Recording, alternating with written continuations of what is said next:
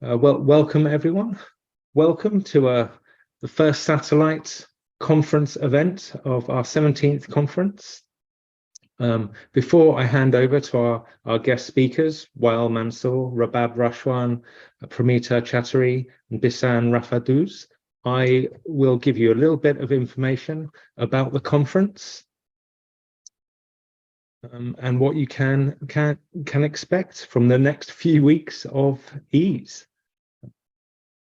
We have, so this is our first official conference event, thanks to our premier sponsors, Elsevier, who have put on this event for us. So this is our first conference satellite session. The conference will be held in Istanbul, in Turkey, from the 1st to 3rd of June. A link to the conference, I'm putting that in the chat for you for anyone that hasn't yet seen the full website of everything. Registrations are open with a range of rates and discounts available. The program is, we have a full 10 sessions looking at different perspectives, many aspects of quality in research publishing, with a huge range of speakers from all over the world, giving us their insights into all of these different aspects of the publishing process.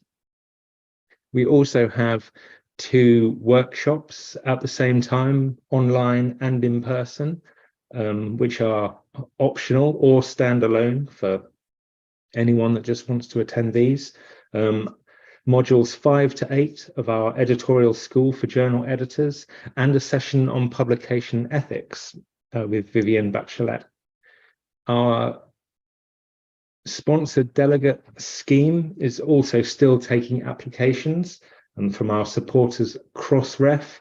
Applications for free online places are open to students in full-time study, early careerists, people based in low or lower middle income countries, and women working in developing countries. So I'll place the link for our sponsored delegate scheme in the chat for that too. So that is there for anyone interested in applying for that. And our submissions are still open for the poster presentation and competition. We are awarding 3 prizes this year, 1 for each of the 2 categories in scientific and non-scientific posters, and 1 for the best Turkish submission as well. So all of our delegates on this call, attendees on the call from Turkey, I can see a lot of people from Turkey. There is a special prize for you in our poster competition. Physical posters will be displayed at the venue in Istanbul during the conference, and images and video presentations will be displayed on the conference website pages from May onwards, and we're starting to put the first of those up now. So that's almost it from me before I hand over to our speakers. Just have 1 slide left for a little bit of housekeeping before our formal session. Everyone is already introducing yourselves in the chat. It's great, you're ahead of me there. During the session, use the chat for any comments or observations that you want to make, but any formal questions you would like to put to our panel, please use the Q&A section in Zoom, and we will collate all the Q&A questions that you put into there to put to our panel at the end of the session, so we can have a Q&A discussion at the end. Feel free to post and discuss the session on social media using our hashtag #EaseEvents, which we use for everything, all of our events, training sessions that we put on. And finally, we will record this session and host it on our YouTube channel make it available to everyone after the session, and we'll share the link directly with you for everyone that has attended. So there, without further ado, without more from me, I'll hand over to Wael Mansour, who will introduce all of our speakers today and the session. Thank you to everyone again, and my final, well, not final, but my thanks to Elsevier for sponsoring the conference. Over to you, Wael. Thank you.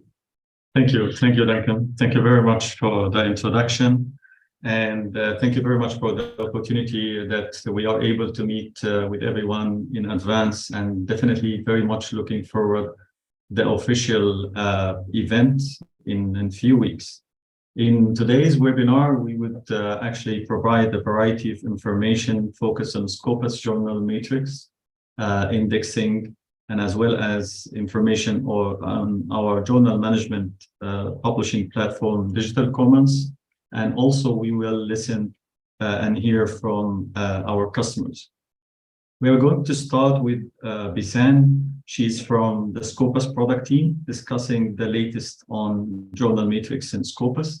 And then I will have a short presentation as well, which is about the journal indexing criteria in Scopus. And then we will shift to hear from our customers, Ms. Rabab Rashwan.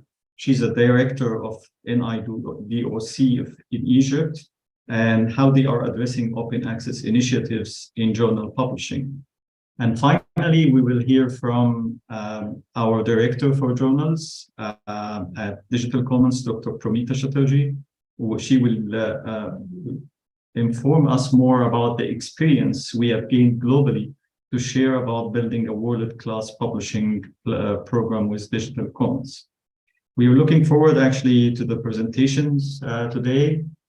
We have set some time at the end of the webinar for Q&A, and we'll do our best to answer your questions. If we are not able to attend to all of them within the webinar today, we'll do our best to answer your questions later, and maybe during the official event as well.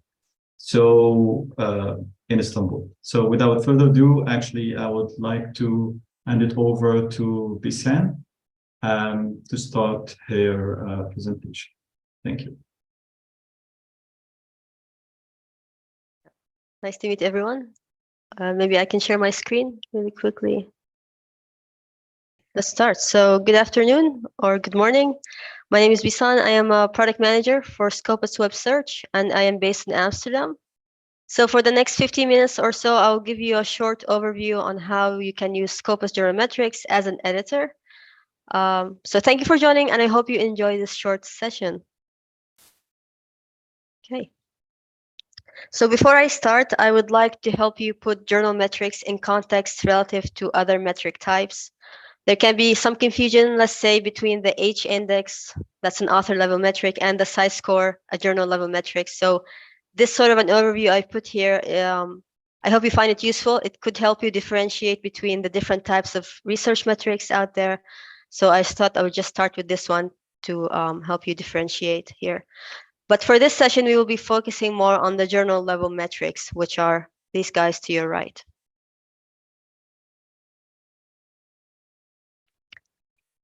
Okay, so I want to start this session by giving an overview of the differences between the journal impact factor and the Scopus Cite score before I dive into the demo.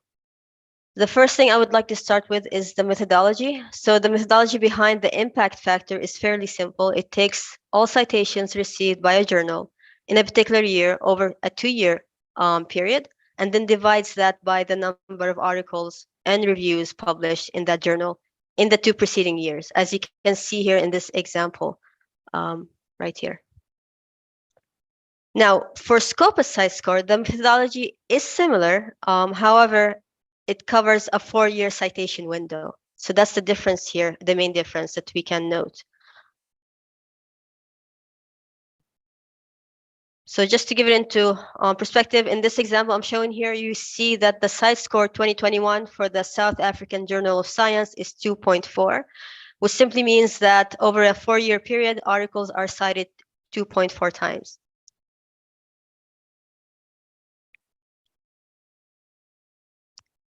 One thing also to mention here is that Cite score is calculated annually for all active publications in Scopus.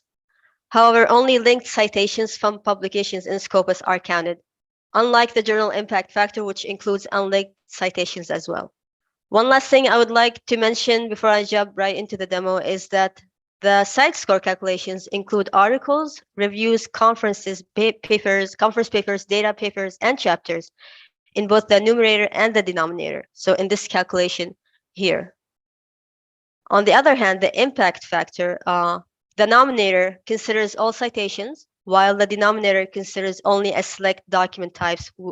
Things like news article, meeting abstracts are not counted, which give you some inconsistency here. In addition, the short window, 2 years versus 4 years, is also creating some inconsistencies, and there are some debates about what is the optimal window to actually consider for journal metrics. And then it just ends up for your preference. Which one would you like to use? Would you want to use both Cite score or journal impact metrics? But today I'll be focusing more on Scopus Cite score for our demo. All right, so let's dive into our demo. Let me just share my other screen.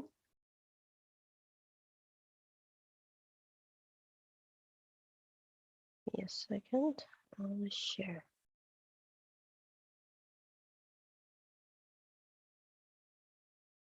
All right. So for the first scenario I'm going to run is, let's say you want to identify journals you would like to publish in by doing a document search. So that's really simple. I will just go in here, run a document search, maybe nanotechnology, as you can see here. I have my search results list. And one thing to note here, if you scroll down, you can filter by source. Right here, you can easily see the highest citation in your search subject area. And if you scroll even a little bit further, you can even limit this search result list by the source type. Now, what can you do here? You can actually analyze the search results.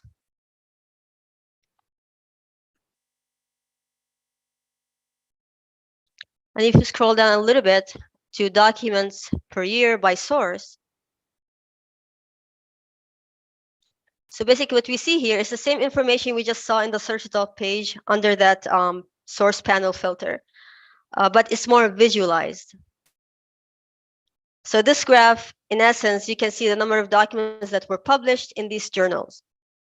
Now, what we can do as well is select a bunch of sources that we want to compare from this list. And once we do that and we hit compare sources,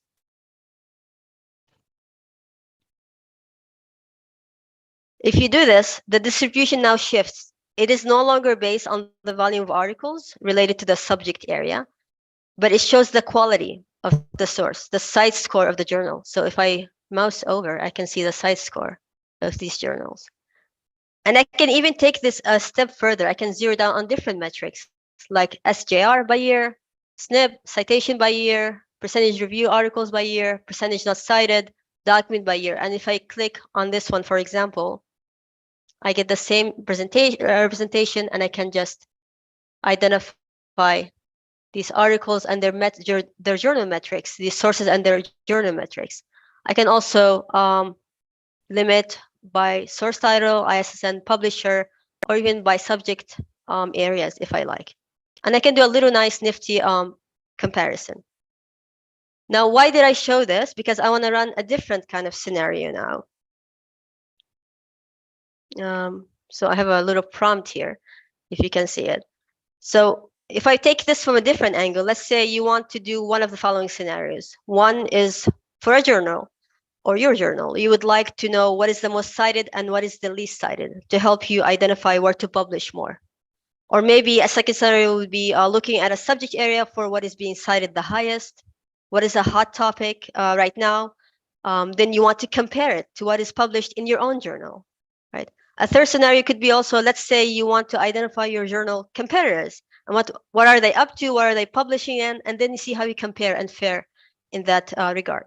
So taking these scenarios, Now I can go to Scopus. I can run the same search I just ran right now, or I can do something else. I can go to my home page and I can click sources. Now here I can see all the sources in Scopus. And let's say I want to do source by subject. I'm either looking for my own journal or I'm looking for a competitor journal. And I go by subject area. I can also do it by publisher title or ISSN. And once I go here, I will have this drop down. I can select a subject, let's say arts and humanities. Apply. And now I get the list of results here. And what's nice about this list is you can see the Cite score, so the quality of the journal right off the bat, the highest percentile. So this, for example, this journal publishes in this subject area in the highest percentile. So it's number 1, 99% percentile in here. Then I can see the citations, the documents, cited by percentage. I can sort from highest to lowest as well. And I can also see SNP, SJR, and publisher information right from my source result list. I can also limit by source type or quartile, meaning I want it to be in this kind of quarter percentage. I'm not going to dive into that more, but I can explain percentile and quartiles a little bit more offline if that needs be. So once I do that, I can, let's say this is the source I want to look into. I can click on it, get more details here. The first thing I want to say is you can see the coverage years right away. And this tells you actually if the source is active or not. So if the coverage year is from 2003 until, let's say 2008, that means this is discontinued and it's not, it's inactive. But right now it's until present, so that means it's still active. So that's good for us in here. And then right from here, you can see the Cite score. I can see the SJR. I can see the SNP score as well. So if you scroll a little bit down, you have a nice overview here. We have the Cite score calculation. And we have the Cite score tracker trend. That's a trend, especially for the next year. So we have the Cite score for 2021, and you have a tracker for 2022. And then you have the Cite score rank. So I'm going to talk a little bit more about these guys. So for example, you can use the Cite score rank to see how your journal ranks in certain subject areas, or even how your competition ranks in certain subject areas, to assess whether or not the quality of your journal or your competition is increasing or decreasing. So let's see how that works. So let's say I can go here, Cite score, rank, and trend. Now, just for example's sake, let's say this is my journal. And right now I'm ranking number 12 in this subject. What I can do is I can actually select a category here in this category. Let's say general psychology. What is my rank in 2021? So I am ranked as such, 2021. And I can see if did this increase or decrease based on there. So I can change the year right here. And I can see I was actually ranked number 15 and now I'm ranked number 21. So this will give you some indication that you would like to follow up on something or focus on different areas more or less. You can do the exact same thing for your competition. And then you can also get access to Scopus content covered for the source. If you click under Scopus content coverage, and let's say you click on the citation overview, here you can see an article by article view on how the citations were added per year. And then, yes, so in here, for example, per year, there are no citations, so I picked the wrong example. Let's pick another one. Let's see this one.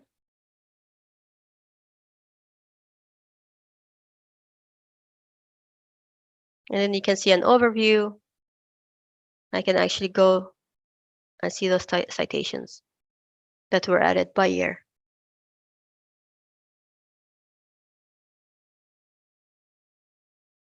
Right, and this is kind of concludes my demo. But what I wanted to say is you can search for sources on Scopus from different ways. So you can start from your regular search. You can go here, search through literature, through documents.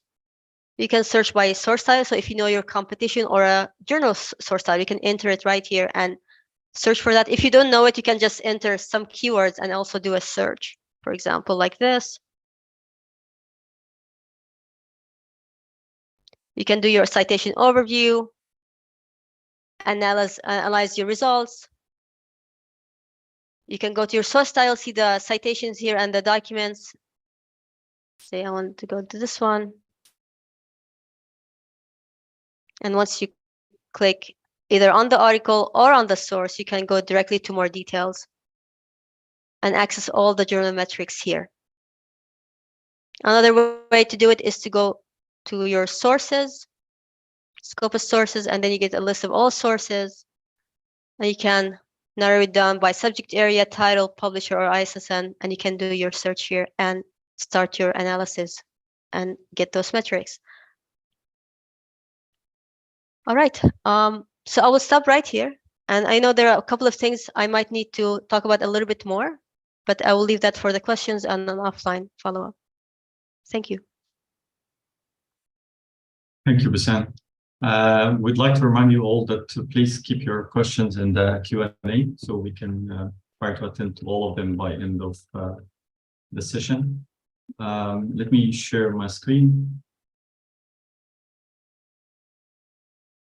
I hope you're able to see my screen now.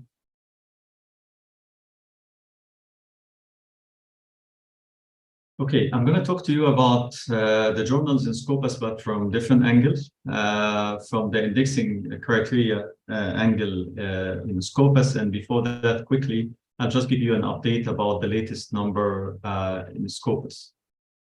So by end of April, we are more than 90 million plus actually publications in Scopus. And this 90 million publications are coming from almost 28,000 active journals and 7,000 publishers, in addition to 94,000 affiliation profiles and 17 million author profiles. Of course, affiliation profiles is like the university profile, institutions profile, while the author profiles is for definitely the researchers. We are adding actually approximately 13,000 new articles per day to Scopus, so huge amount of articles added per day. Within these almost 28,000 journals, we have more than 6,000 active gold open access journals. The journals are covering all the different subject areas, as you can see on the left side from the slide. And we have also, when actually Bissan was talking about sources, so we have journals, conferences, and books. So these are the 3 references plus the information on page. Conferences are focusing more a little bit on engineering and computer science, like 50%, and the other 50% for the rest of the subjects. In terms of books, they are focusing more on social sciences and arts and humanities, around 50% again, and 50% for the rest of the subject. So this is a very quick update on the numbers in Scopus, and then we will start to look at how is the journals are selected in Scopus. So the journals in Scopus are selected by Content Selection Advisory Board, which they are independent from Elsevier. They are actually 17 subject chair responsible for reviewing the journals and accepting them, and also they are responsible for the re-revision or re-evaluating the journals as well. So on the right side of the screen, you can see a picture for the CSAB plus some of our colleagues, which can show below the picture actually some numbers from range of years that around 3,500 journals were actually suggested to Scopus. 39% has actually met the minimum criteria, and then after that in stage 3, 46% out of 39% were accepted, which is they met with the full criteria Scopus. So at end, we have actually indexed 1,200. And definitely we do this for the researchers to make sure that we have only high quality journals. And as I mentioned, we do also re-evaluation. The CSAB is doing re-evaluation. So between 2016 and 2022, 745 titles were removed from Scopus because the quality has changed. So we talked about the minimum criteria for Scopus. So there are two levels of criteria. This is the minimum one, which is reviewed by our colleagues, admin team. They make sure that the journal is peer-reviewed. We are actually accepting only peer-reviewed journals. If the journal in a language other than English, so it has to have an English abstracts. It should be definitely a regular publication. We are talking here about journals, so the journal or the publication should have an ISSN from the International Standard Serial International Center. And previously, for the non-English or non-Roman script journals, we need to have a Romanization for the title and for the references. Now, this is actually not mandatory. If you do it, then it's good, but if it's not done, it's not mandatory. And very, very important, the publication ethics statement. Will spend actually a couple of minutes on this because this is very, very important, and it's related to the principles of transparency and best practices in scholarly publishing. So there are several points. Definitely, we are not going through them, but just want to give you a quick idea about that. First of all, the website of the journal should have a high quality English language website. It can be bilingual. It can have definitely other languages, but at least one English version of the website. The journal name should be a unique. So that is again important. Publication ethics should be mentioned, schedule. The access of this journal also should be mentioned. In addition to the editorial team and contact information, that should be very clear. Copyright and licensing, the revenue sources for the journal, everything related to this need to be mentioned since we are talking about actually the best practices and principles of transparency. So that's actually related to the first level or the minimum criteria. If the a journal passes this first level, it goes to the CSAB for re-evaluation. But before that, there is actually a useful tool which is called Ready for Scopus. It can help the journals to evaluate the minimum criteria and make sure that the minimum criteria has been achieved. And the nice thing about this tool, it is explaining each item in the criteria to make sure that the point is clear and understood by the publisher. And it's available in different languages as well. Then we move to the second level of criteria, which is checked by the Content Selection Advisory Board. There are 14 points, which is under these 5 categories, like the journal policy, quality of content, journal standing, and so on. And for example, if we talk about journal policy, it's very important that we show a diversity, geographic distribution of editors and authors, especially if we are talking about international journals. So if we are calling our journal is international, this should be matching with the scope written in the journal, and in the same time should match with the editors and authors, in addition to the type of peer review should be mentioned. So it's a double-blinded or single-blinded. All this should be explained in the journal. Definitely, quality of content is very important, and that's why it goes to the subject chair of this subject for the journal to review the content. So the journal should be actually adding or contributing to the field, to the academic field. The abstract should be very clear, especially if we are talking about articles not in English language, because the abstract will be the main thing. So it should be clear, the language should be correct, and the grammar as well. And then we come to journal standing, which we very important point is the citations. So the journal should have citations from journals indexed in Scopus already. that actually to show that the journal is important and it's actually visible and have a high readability of its article.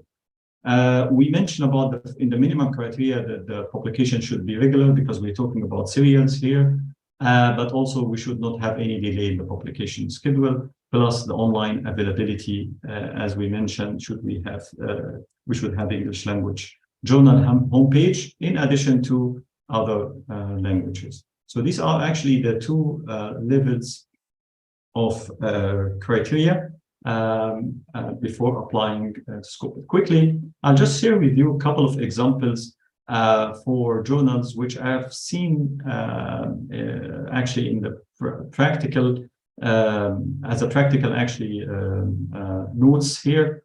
So this journal, it got rejected and it has an embargo period for 2 years. So they can only apply after 2 years because it has several points. So you can see the journal was not cited properly.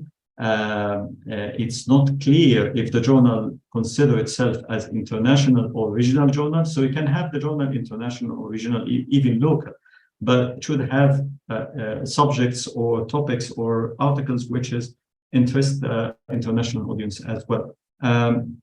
There was a major concern about the review process. Maybe it was not explained properly. It was not clear. And also the academic standing for the editor-in-chief was not provided. So that's why 4 points, though, they have to only, after they fix on these points, the CSAB found that it needs at least 2 years to be able to apply again.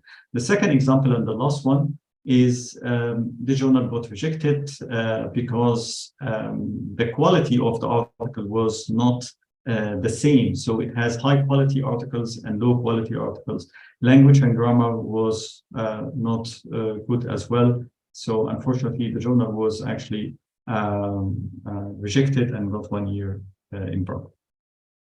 Maybe that's my last slide, which is about the workflow for the journals to be indexed in Scopus. It starts on the left side here with the publisher or the librarian or the editors, which they apply on our website, suggesting their journal to Scopus. They are getting a tracking ID. This is very important to confirm that the system has accepted the journal. You get a tracking ID, and then it will go to the first level of criteria. And before that, they will request some more information from the publisher to actually enrich this information. And then after it passes the first level of criteria, the journal will go to the CSAB, the subject chair responsible for this journal.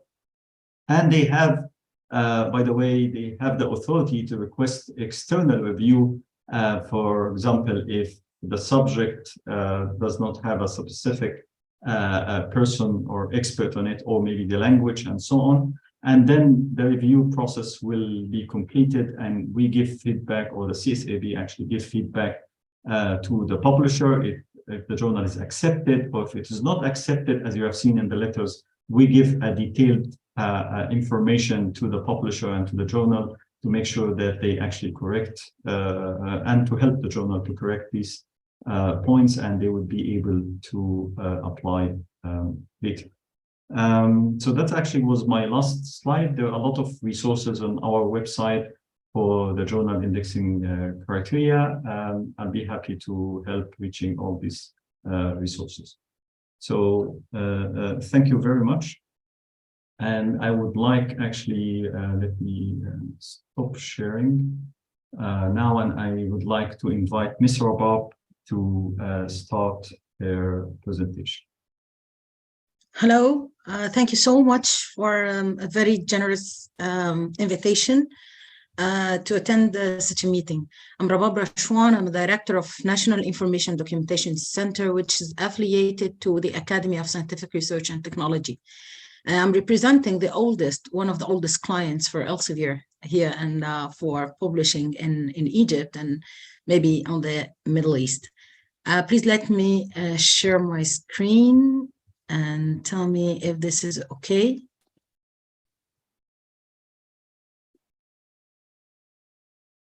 Yes, we can see it, Ms. Rabab. Okay. I'm here to represent, as I was introduced, one of the customers of Elsevier for all the publishing activities. I will speak about our open access initiative at start maybe 13 years now, and I started with Elsevier. So in my what's NISTINET? NISTINET is the partner of Elsevier in our publishing agreements. NISTINET is a department affiliated with the Academy of Scientific Research and Technology. It was funded by the USID in cooperation with the Egyptian government. The main objectives was raising standards for locally produced scientific publications, raising the rank of Egyptian institutions and journals and publications, and then raising awareness for the scientific publication, authorship, also capacity building with editor-in-chief. And then there was another national role, which was making some sort of it was not then called repository in 1984, but some sort of a repository for the national publications and national literature published in Egypt. Also, ENSTINET is representing ISSN Egypt. It is the national center of ISSN, affiliated technically to the ISSN International Center in France. Basically, if we start to talk about our experience, it started as I mentioned in 1984 by the founding of ENSTINET, and then it started as working with bibliographic data. Then step by step, we saw that we are dealing with an output, and then we came back one step to see how this output is produced and how can we help in producing this output to start some sort of a reverse engineering on all our journey for publications. In 2008, we started the publication after having a full vision about the journals and publications in Egypt, especially science and technology. And not exactly, we didn't start with social sciences and humanities because, as you know, most of it, maybe 80% is published in Arabic language. But we started with the science and technology. We were the Egyptian national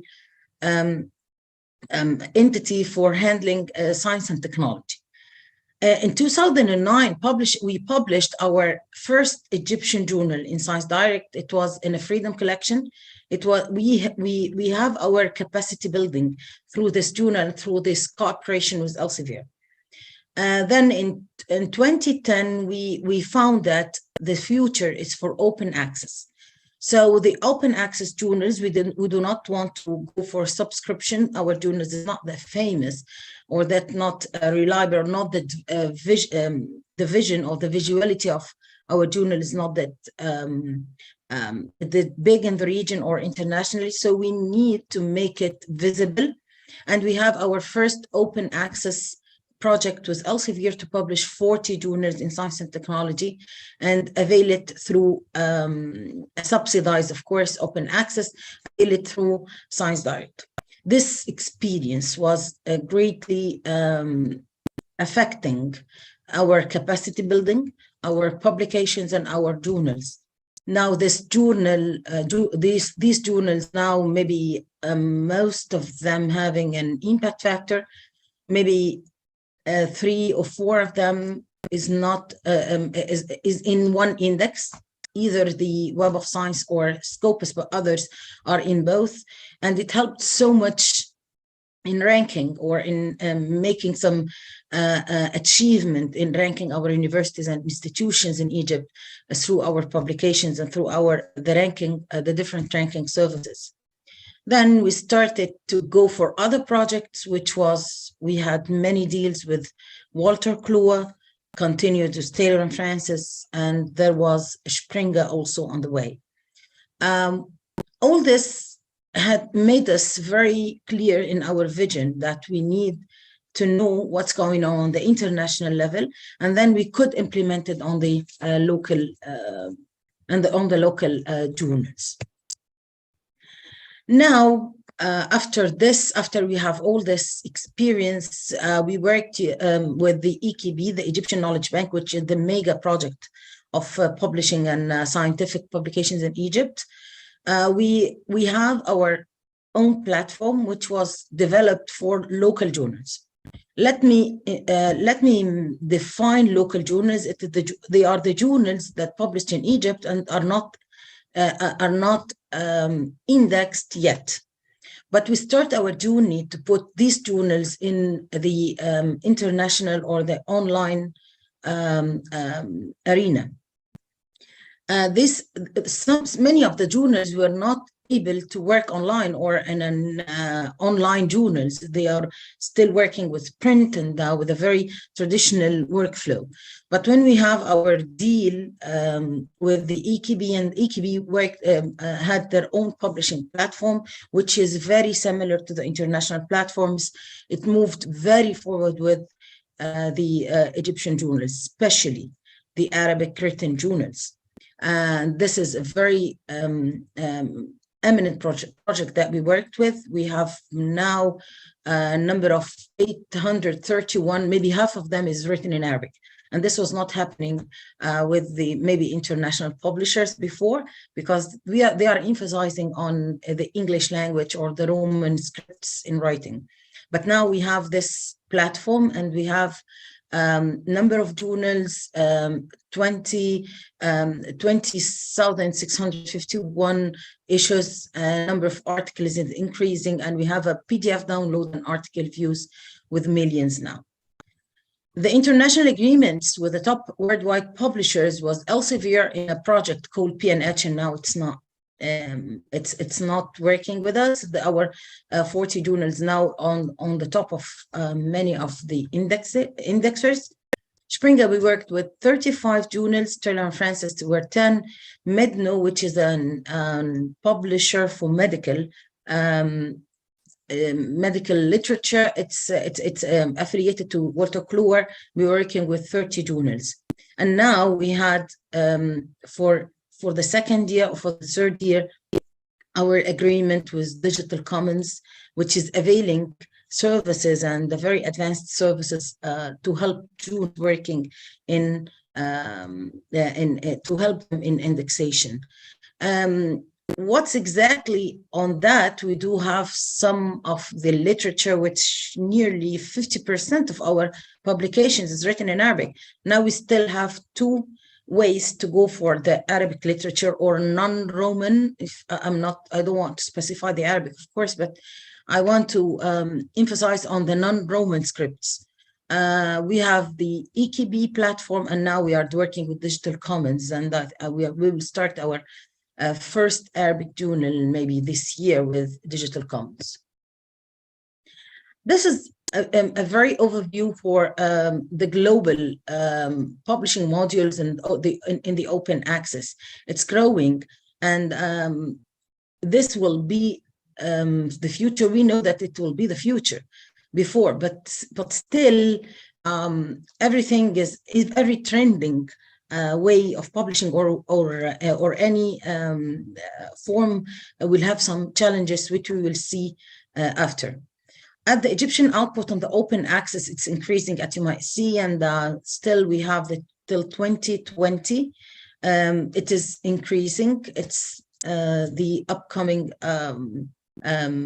publications trend, and the open access is now we have many projects to subsidize open access. Let me stop for 2 minutes on this slide, which I see very important from a client point of view. As for publishing, what are the challenges that for open access?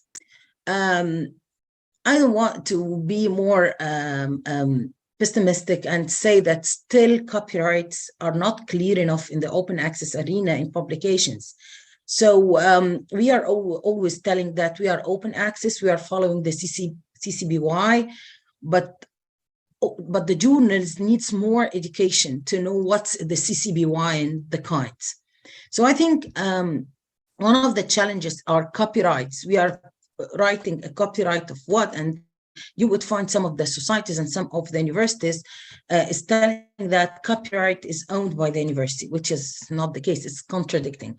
So I think that one of the challenges we saw in the copyright, and we had many sessions to educate editors about the copyright. If you wanted free access, it's not an open access. They are a bit different. So it was one of the challenges that we have. Of course, peer reviewing, either for open access or non-open access, but peer reviewing is one of the pillars of our research publishing. Still, we are facing peer reviewing problems, either in all kinds, either blind, double blind, open peer review. So all this is the challenges that we face with open access.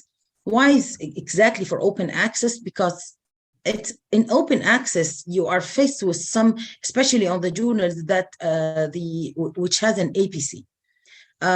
Peer reviewing, we need to be less because we need an APC and it's a business module. So I think it's one of the challenges that we have to discover. Also, blind peer reviewing is now, it becomes double-edged. Blind peer reviewing is something we have to do because of to guarantee non-bias, but on the other hand, we might face some troubles with blind peer review as it is not good enough and the journal is publishing the article. The other obstacle is APC, which is the processing costs or payment by author. The APC is increasing because of course, the cost of publishing and what exactly should the author do in publishing.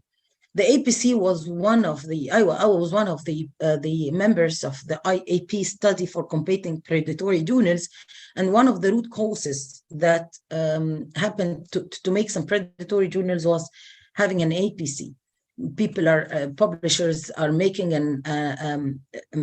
their journals or increasing predatory journals just to get money, and then this is one thing that we faced: the price and the costs of articles that needed to be paid.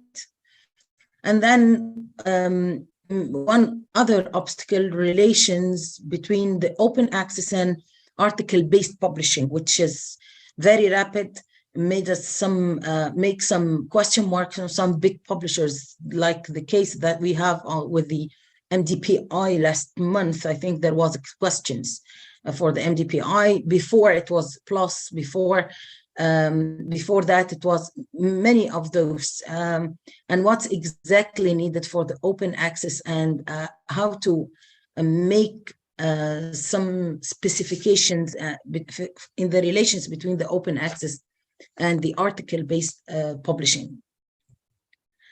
Now, ENSTINET agreement with Digital Commons, this is something that I need to highlight here because this is the latest one after all the experience that we have in our publishing, either subsidized open access, APC module, local journals, and all of them.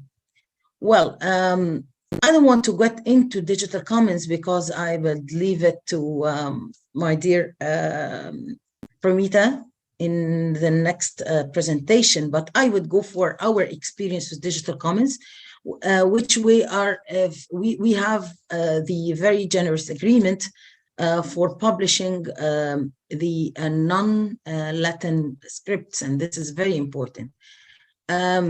As we know from maybe the presentations, if we can go back to the statistics on Scopus, we would not find much Arabic characters written journals indexed in Scopus. Maybe because we are we do not meet maybe the culture, maybe what's exactly needed to discuss for the Arabic, the specialization of the Arabic journals maybe the social studies written in Arabic.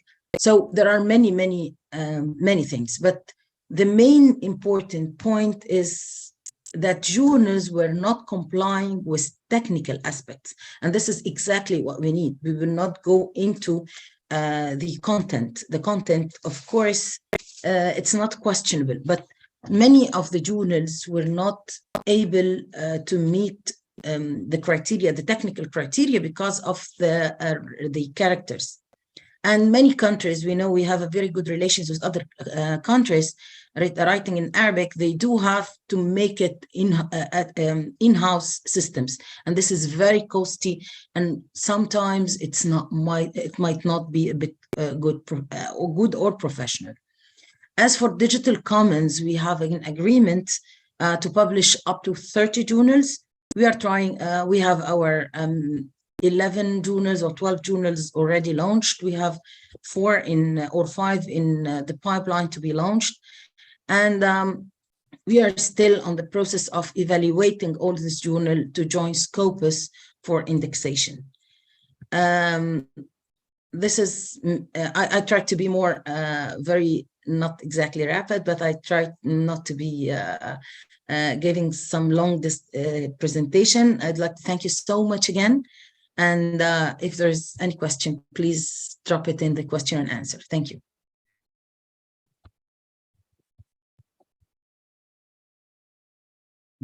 Thank you very much, Ms. Rabab, for this interesting presentations, and I'm sure you will get questions in the Q&A. I think let's move now to Dr. Promita Chatterji for actually talking to us about digital commons. So without further ado, please, Promita, take it over. Thank you so much. And thank you so much, Rabab, for that wonderful presentation. I'm really pleased to be here with you all today and to be able to present a little bit about digital commons. So I am the Director of Journals and the Senior Product Manager for Digital Commons Journals. I oversee the roadmap, vision, and strategy for Digital Commons, and I'm based in Berkeley, California. I had the pleasure of attending the EASE conference last year in Spain, and I so enjoyed getting to know the community. So I'm especially delighted to be able to participate in today's workshop. Here's the agenda for my portion of the talk. I'll be sticking to our theme about indexing, metrics, and visibility. So while you saw a little bit about from Bissan and Wael about indexing and increasing the quality of journals, and you also saw the wonderful insights from Rabab's discussion about ENSTINET's journey. I'm going to be talking a little bit more about the role of visibility and metrics in supporting quality for journal publishing, especially when discussing open access journals. We see that visibility and metrics are intricately linked to quality. So first of all, just a quick introduction to Digital Commons. We are part of the Elsevier family of research products. The Digital Commons was founded and is still based in Berkeley, California. Digital Commons software was developed to innovate open access and online peer review in 1999, and we've been a leader in open access publishing ever since. As you may know, we have also developed our product suites with several modules, including an institutional repository module, a research data management module, and also one for digital exhibits.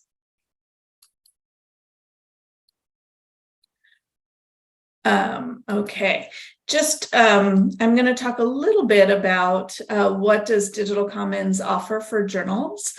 You heard a little bit of the story from Rabab, but essentially Digital Commons is a comprehensive and customizable platform for publishing institutional journals. So we partner with partners like ENSTINET, with other universities, and sometimes societies to support their journals that they are publishing. We offer professionally designed hosted journals. We offer comprehensive tools for peer review and editorial management. We offer industry-leading visibility and metrics. We offer expert guidance with a trusted brand. For some journals who need support with production and growth, we offer optional publishing services, and everything is hosted on a secure and scalable infrastructure. So this is something where editors and publishers don't have to worry about the technical elements of their publishing programs. All right. So let me go into the topic of journal visibility and look a little bit at some of the factors. So when we talk about journal visibility, oftentimes it's mentioned interchangeably with the idea of SEO. So this is, when I talk about SEO, I'm talking about search engine optimization and the idea of improving your site to increase your ranking. However, there are several other factors that contribute to journal visibility. Some of it has to do with the indexing or being cited by other journal articles, as we saw with Wael and Bissan's presentations. But also more and more recently, we're seeing visibility getting impacted by factors like social media or sharing. Visibility can be impacted by public impact. So, for example, being mentioned in a news item or policy citations, and there's certainly several more. Since we talked a little bit in the beginning of this presentation about indexing and citations, I'm going to focus today a little bit more about SEO and social media and what journal editors and authors can do to increase visibility on that end. So there are several technical factors that impact SEO and visibility. At Digital Commons, we work really hard on creating a platform that is optimized for visibility out of the box. And we also do a lot of constant monitoring and maintenance. I wanted to share a few insights we've garnered from doing this work. You may want to check with your platform provider to see if you're taking advantage of similar features or if there are functions that you can work on yourself on your platform. I'm not going to go through everything on this list, but I will point out a few of the key highlights. Okay. So first of all, one of the things that we do is that we create a, let me point out that I've created two buckets here. So two categories. One is related to the design and structure of the journal pages, and one is related more to the Digital Commons system. So a key factor here, and one thing that we do is to make sure your platform has a sitemap XML and that Rabab TXT files are provided for search engine crawlers. And I have a quick image of that on the right-hand side. A second factor that we use often is to make sure that your article pages include meta tags that are derived from article metadata and that those are also signaling to search engines. On the system side, there's plenty of things that you can do. And certainly the first thing on the top is really important, which is to make sure that your sites are up, they're not going down, and that there's a quick page upload. This will minimize search engine crawl errors. But another part of this is to signal to search engines that you're constantly updating new content on your site. So on Digital Commons, for example, we have, hopefully you can see this, the top 10 downloads and recent additions. So these are ways to signal to Google and other search engines that the sites are lively and thriving. Now, let's move on to some human factors. The technical stuff for SEO and visibility can get a little bit in the weeds, but the good news is that as an author and as an editor, there's also a lot that you can do. At the top of the list is to make sure that you're publishing regularly. So here's an example of a journal. This is the Journal of Media Literacy Education. You can see that they've got a page that lists all of their current issues and articles, and they have a very regular publications schedule that corresponds to the stated schedule on their policy page. Another thing that you can do is to include introductory text. So this is descriptive text about your journal. It might be something that you include in your about page or your aims and scope page, but this is something that helps with best practices for your journal, but also helps with visibility.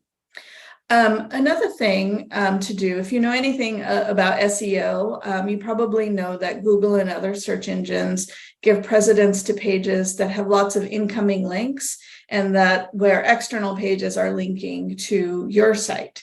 So here's a journal that has linked out to a lot of indexes and other pages, and those pages are also linking back to this journal, and that supports its visibility. At Digital Commons, we have a lot of tools to support SEO in our configuration. So this is a search engine optimization configuration example. If you have a platform provider that offers these tools, we recommend that you use them. Authors can also authors and researchers can also do a lot at the author level. So, for example, creating search-friendly titles. We tend to see that simpler titles will perform better. We recommend that you optimize your abstract by including results sort of at higher end, in more towards the beginning. Use your keywords really wisely. So when you've chosen your keywords, make sure that they're also being repeated in the abstract, in the body of the article, etc. And make sure that you're using consistent author names. So if you have an author with a middle initial, make sure that that is repeated throughout. And then something else that I've noted here is about using social media. And I'm going to just talk about that in a minute. But you may notice, too, that many of the factors that support SEO are also some of the factors that are recommended by Scopus and other indexes for indexing best practices. I want to talk a little bit about social media to drive visibility and impact. I would love to hear from some of you if this is something that you are using now. I don't know if any of you have a Twitter feed or use Facebook or LinkedIn for your journals. If you do, I'd love to hear about it. So please do pop it into the chat. We at Digital Commons see a lot of our journals using Twitter really effectively. So they're using Twitter and social media, for example, to announce new articles or new issues. Here's an example from the HCA Healthcare Journal of Medicine, which is on Digital Commons. They also actually have a LinkedIn page that they use really actively. And what they'll often do is they'll connect to different kind of events in the news. So, or if there's, a Women's History Month and they have an article related to women's health, they'll go ahead and showcase an article that way. It's a fun and engaging way. So it looks like there are some folks that are using Facebook and LinkedIn. That's really exciting. I'd love to see links. Another example, this is the Journal of Patient-Centered Reviews, Research and Reviews, which is a journal with the advocate Aurora Health. And here what I've posted is a tweet from an actual author who is talking about an article that they published, and then it was retweeted by the journal. But you can see that there was a ton of engagement. So there was over 2,000 engagements with this tweet. 11 people retweeted it. There was comments and lots of likes. So this kind of impact, depending on the author's social media presence, can be really helpful. Okay, great. So now I want to move over from visibility to metrics. The flip side of visibility is metrics. Metrics can help monitor journal visibility goals and in general goals, and also to support editorial strategy. I think Madame Rabab showed you some examples of our dashboards, and I've got some more examples here. At Digital Commons, we know that it's great to support visibility, but visibility isn't fully unleashed unless you can get the insights from what that work that you do. So we offer a lot of dashboards, not only to editors, but they're also available to publishers and to authors who publish on Digital Commons. So any author that publishes on Digital Commons has the opportunity to log in and see some of these statistics. And let me show you a few of the things that are useful, that we find have been useful. So most platforms will give you some insight into your download counts and citations. These are key, of course, and can be used to understand what topics are trending, etc. And we certainly offer those, and we recommend that you look at them also to track sort of the general health of your journal.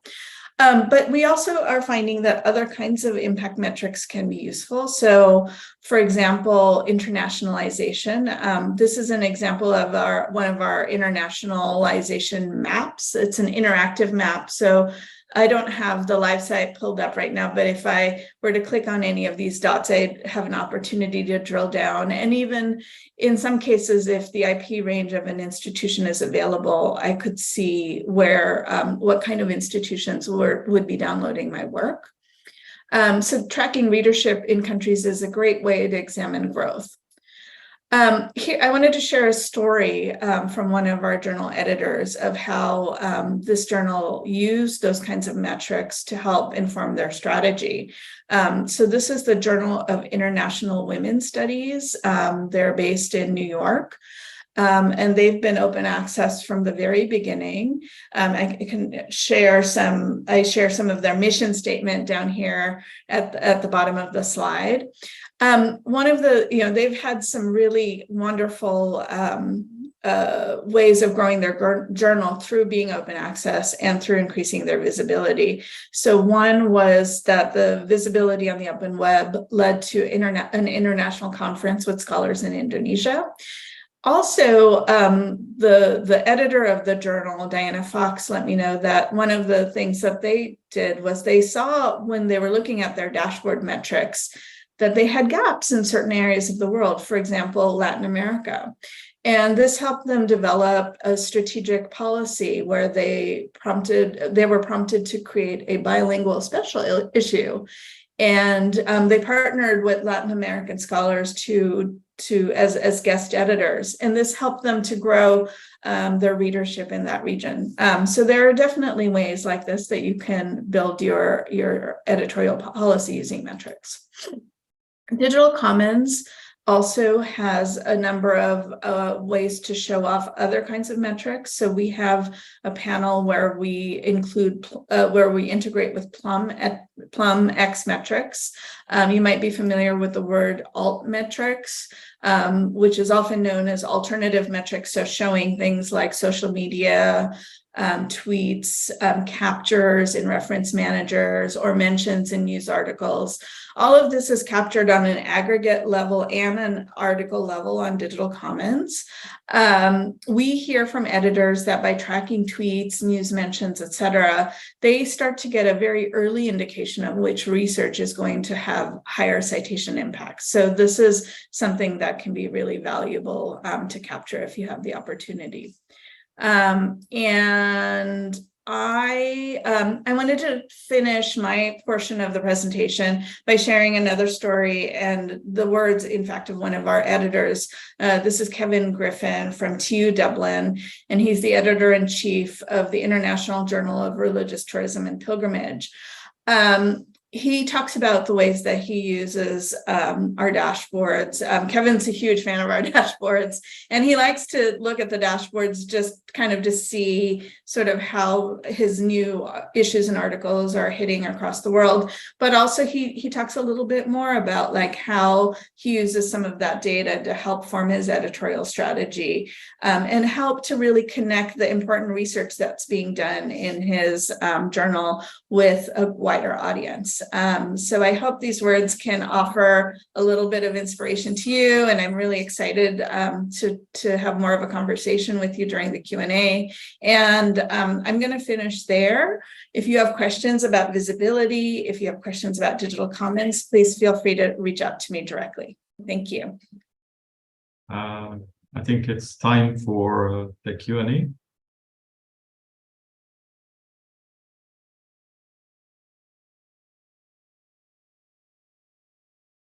Hey everyone, fantastic session. Thank you very much. I just slowly trying to digest that wealth of information was poured onto us.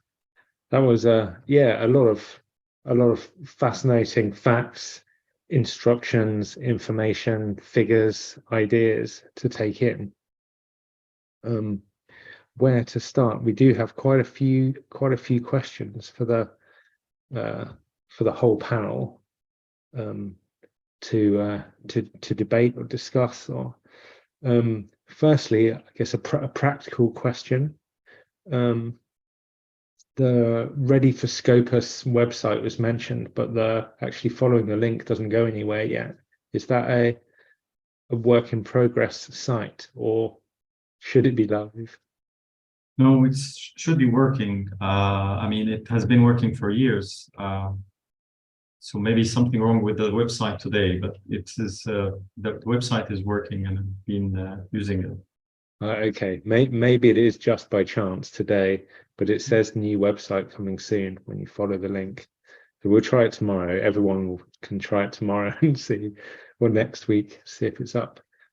Okay, next question from Andre Kuzmin asks, how does the Scopus site score correspond to the quartiles in each category? And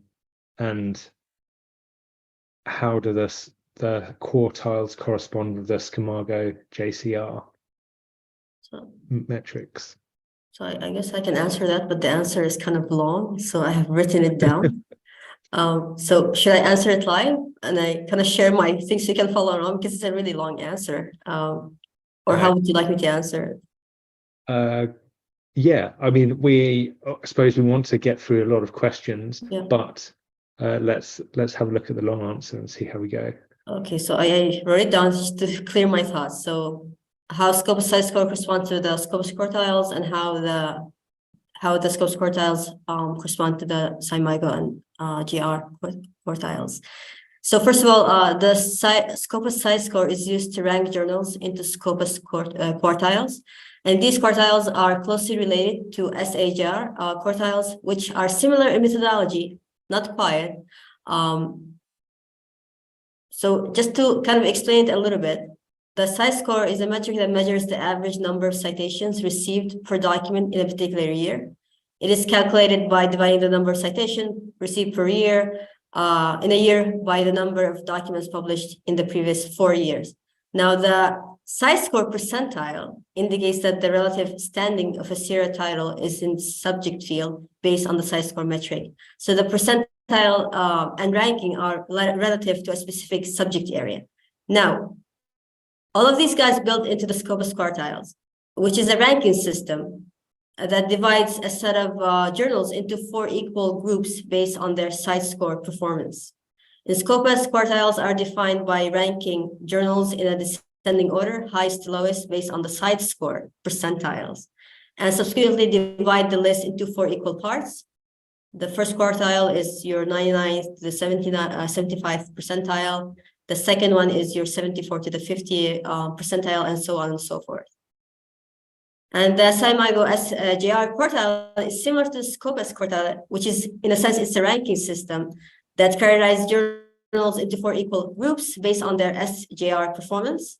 Journals in the top 25s are placed in the first quartile. Those in the next 25% are placed in the second quartile, and so on and so forth. So they are ranking systems, a little bit similar. They might have different results based on the calculation part. If that makes any sense. Yeah. Is there a plan to include the site score in the SJR profiles of the journals? Because it's separate, isn't it? It's on a separate page. So right now, I'm not sure if there's a plan, but I can double check for you, because I am not the product manager for that particular area, but I will double check. Hopefully, if anyone wants more clarification, let us know in the chat. We can also, the recording of this session will be available on the YouTube channel, and if anyone does have questions that we can't get through in this session, we can include some answers in the bottom of the video for you. So another question. Okay, let's see. So Mariam Sayab asks, what are the major aspects in which the site score differs from other citation metrics? Because she says she's been running training courses across Asia, and feels a comparison checklist would be really helpful. I guess this is also for me. So I have a written answer, but I will just make it really simple. for this one. So the Cite score is a unique citation metric, which provides comprehensive and transparent view of citation activity.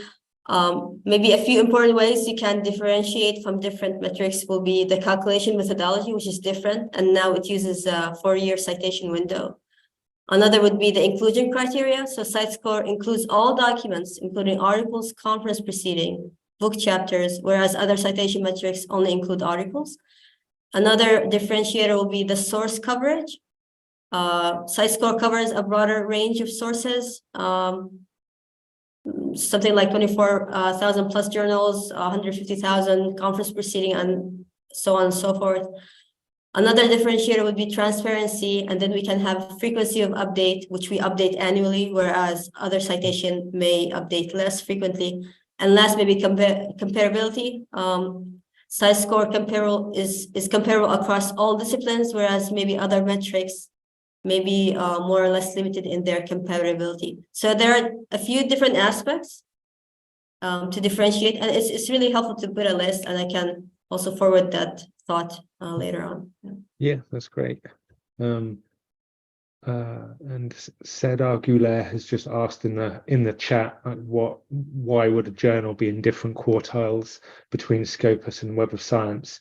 And hopefully that explanation you just gave, Bissan, helps to answer that, in that the sources of citations are different, the documents that are recorded are different, the denominator of articles are different, the journals indexed in each of those databases are different, the numbers are different. So there's lots of factors which can change rankings for those. Different calculation methodology all feed into it.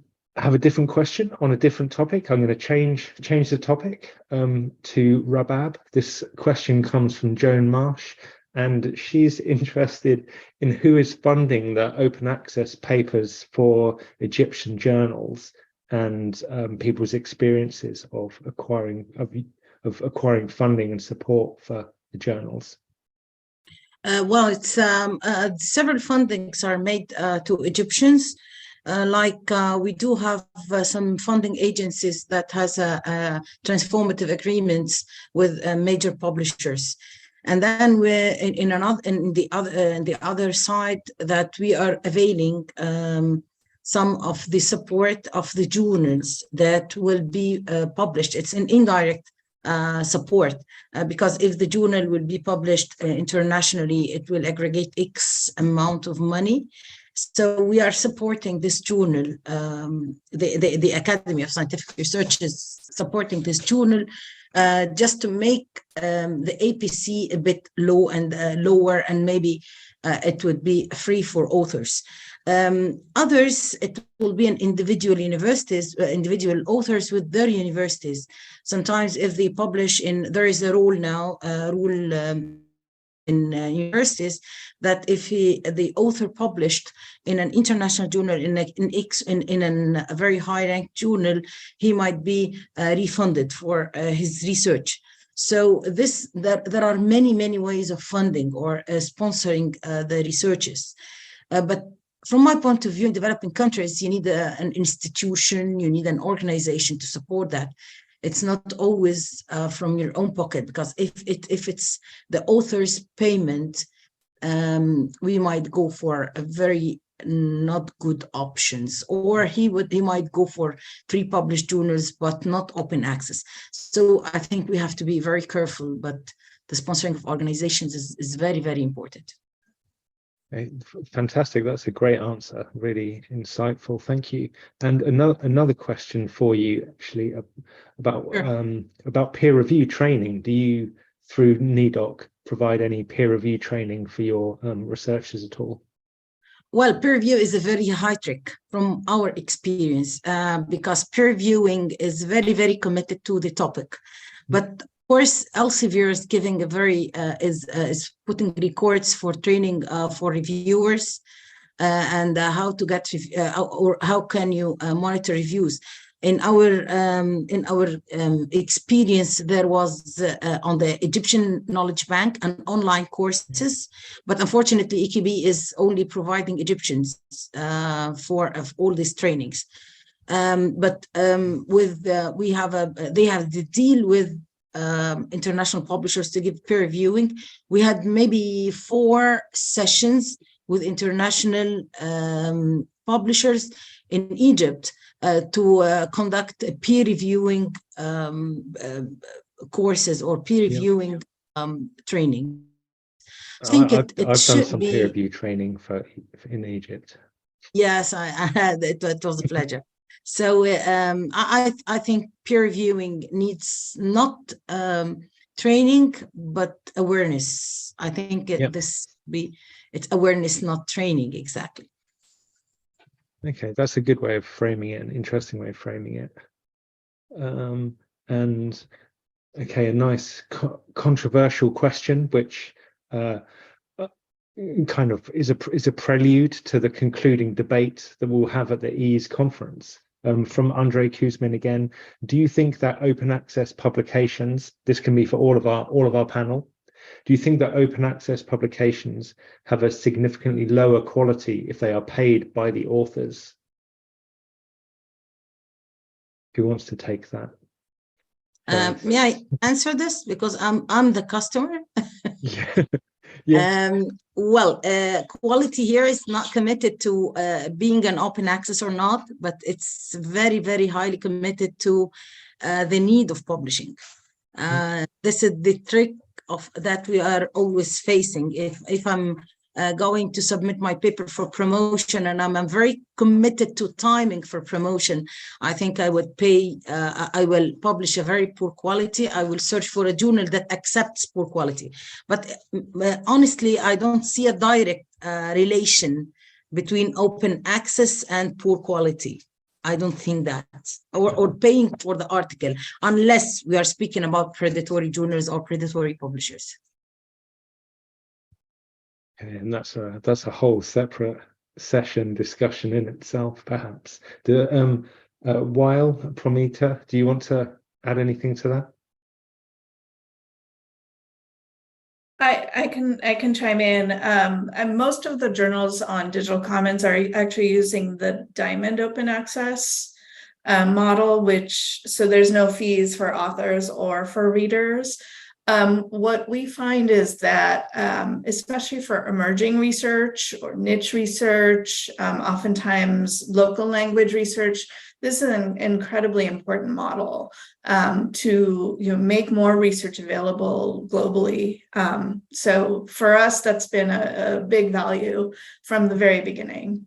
We want to make more research available to more folks, and it's using that open access model. Yeah, fantastic. And because we're rapidly running out of time, but there's one other question that I wanted to come back to, that for everyone as well, by Ozkan Adiguzel. Sorry, I pronounced your name very poorly there. Asks, is it important for journals to be supported by societies in order to be indexed by Scopus or in Scopus? No, it's not actually part of the criteria. It can be a journal, it can be published by a society, or it can be by a university, or there are different bodies which can be responsible for the journal. The most important part is the criteria. If the journal is achieving the 2 levels of criteria, then it will be indexed in Scopus. Yes, I think the relationships of journals to societies, again, is a whole other kind of big topic of discussion, and the values of journals being connected or involved in different communities and how they are used by communities, and whether that is a society or another community that perhaps the journal itself is leading.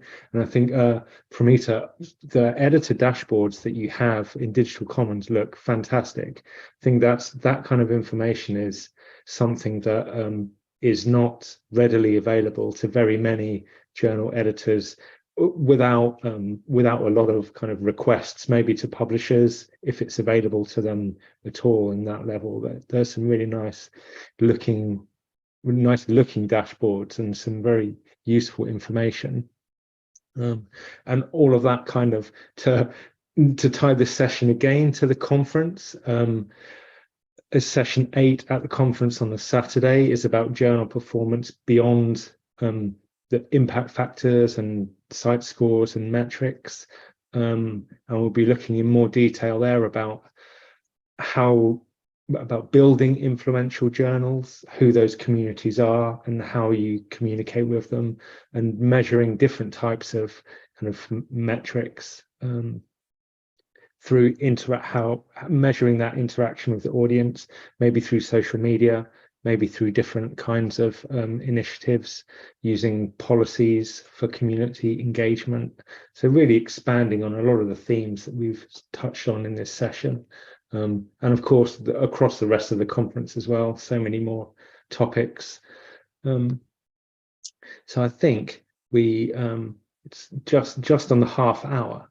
So I think it may be about time to wrap up. Does anyone have any final thoughts for the session before we conclude today? There's a few more questions kind of coming in the chat, and we'll try and deal with those afterwards and provide some extra information. Yeah, maybe if you send them to us, Duncan, we could send them back in emails. Yeah, that would be fantastic. So thank you everyone for attending this session. I hope you got a lot out of it. There's a huge amount of information. I think it will be well worth watching the recording again to go back through some of this information slowly, take it in a bit better, follow some of the tips and advice that has been shared today. Many thanks to Elsevier for organizing this session and for sponsoring the conference. It's greatly appreciated. We're really looking forward to the event this year.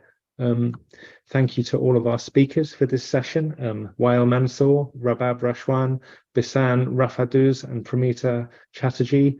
Thank you very much for all those presentations. It's fantastic. And thanks everyone for joining us. We've been posting links to feedback form in the chat. If everyone could fill that in, that would be most appreciated. We'll include it with the follow-up materials as well. That's enough for me. Thanks very much, everyone. See you in Istanbul. Thank you very much. Thank you, everyone. Thank you.